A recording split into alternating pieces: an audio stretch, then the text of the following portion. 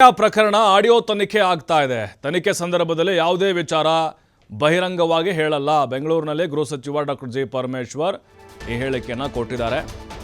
ಈಗ ಆಡಿಯೋ ಏನಿದೆ, ಪುಷ್ಪ ಮತ್ತು ರಾಖಿ ಮಾತಾಡಿದ್ದು, ಅದರ ಆಧಾರದ ಮೇಲೆ ಎಲ್ಲ ತನಿಖೆ ಆಗ್ತಾ ಇದೆ. ಈಗ ಯಾವುದೇ ವಿಚಾರವನ್ನು ಇಲ್ಲಿ ಬಹಿರಂಗವಾಗಿ ಹೇಳೋಕ್ಕಾಗೋದಿಲ್ಲ. ಯಾಕಂದರೆ ತನಿಖಾ ದೃಷ್ಟಿಯಿಂದ ತನಿಖೆ ವರದಿ ಬಂದ ಮೇಲೆ ನಾನು ಅದ್ರ ಮಾಹಿತಿ ಕೊಡ್ತೀನಿ ಅಂತ ಬೆಂಗಳೂರಿನಲ್ಲಿ ಪರಮೇಶ್ವರ್ ಹೇಳಿದ್ದಾರೆ.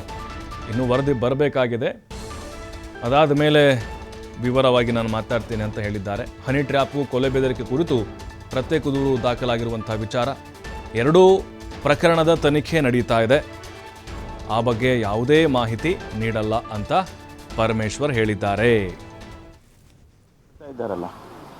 ಅದ್ರ ಬಗ್ಗೆ ನಾನು ನಿನ್ನೆನೂ ಹೇಳಿದ್ದೇನೆ. ತನಿಖೆ ನಡೆಯುವಂಥ ಸಂದರ್ಭದಲ್ಲಿ ಅದಕ್ಕೆ ಸಂಬಂಧಪಟ್ಟಂತೆ ಯಾವುದೇ ಹೇಳಿಕೆಗಳನ್ನು ಕೊಡೋದಿಲ್ಲ ಅಂತ ಹೇಳಿದ್ದೇನೆ. ನಿನ್ನೆ ತುಮಕೂರಲ್ಲಿ ಹೇಳಿದೆ ನಾನು.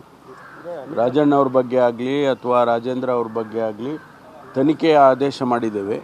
ಆ ತನಿಖೆ ವರದಿ ಬರೋವರೆಗೂ ನಾವು ಅದರ ಬಗ್ಗೆ ಯಾವುದೇ ಪ್ರತಿಕ್ರಿಯೆ ಮಾಡೋದಿಲ್ಲ.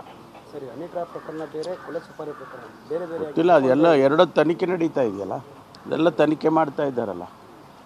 ಅದ್ರ ಬಗ್ಗೆ ನಾನು ನಿನ್ನೆನೂ ಹೇಳಿದ್ದೇನೆ. ತನಿಖೆ ನಡೆಯುವಂಥ ಸಂದರ್ಭದಲ್ಲಿ ಅದಕ್ಕೆ ಸಂಬಂಧಪಟ್ಟಂತೆ ಯಾವುದೇ ಹೇಳಿಕೆಗಳನ್ನು ಕೊಡೋದಿಲ್ಲ ಅಂತ ಹೇಳಿದ್ದೇನೆ. ನಿನ್ನೆ ತುಮಕೂರಲ್ಲಿ ಹೇಳಿದೆ ನಾನು.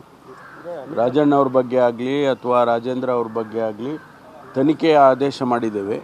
ಆ ತನಿಖೆ ವರದಿ ಬರೋವರೆಗೂ ನಾವು ಅದರ ಬಗ್ಗೆ ಯಾವುದೇ ಪ್ರತಿಕ್ರಿಯೆ ಮಾಡೋದಿಲ್ಲ. ಗೊತ್ತಿಲ್ಲ, ಅದೆಲ್ಲ ಎರಡು ತನಿಖೆ ನಡೀತಾ